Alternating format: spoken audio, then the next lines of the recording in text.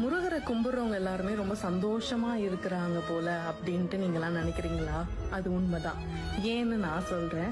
நம்ம வீடியோஸ்ல பார்க்கும் போதும் சரி, எல்லாரும் சொல்லும் போதும் சரி, அவரை கும்பிட ஆரம்பிச்சப்பா என் வாழ்க்கையே மாறிடுச்சு அப்படின்ற வார்த்தையே கேட்டிருப்பீங்க.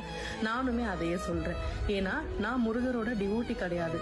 சாமி கும்பிடுறதே ரொம்ப கஷ்டப்பட்டு தான் கும்பிட்டுட்டு இருந்தேன். லைஃப் வந்து ஒரு சர்டன் பாயிண்ட்ல டேர்ன் ஆகும்னு சொல்லுவாங்க. அந்த டேர்னிங் பாயிண்ட்ல நம்ம என்ன பண்றதுன்னு உடஞ்சு நிற்கும் போது நமக்குன்னு சில வழிகளை தோன்றதுக்கு சில வழிகள் நடக்கும். அப்படிதான் இவர் என்னோட லைஃப்குள்ள வந்தாரு. இவர் ஏன் வந்தாரு, எதுக்கு வந்தாரு, என்ன சேஞ்சஸ் பண்ணாரு, இதெல்லாம் பத்தி நான் ஆராய்ஞ்சதே கிடையாது. இவர் வந்ததுக்கு அப்புறம் வாழ்க்கை மாறிடுச்சுடா அப்படின்னு சொல்றது கேள்விப்பட்டிருக்கீங்களா? அது உண்மைதான்.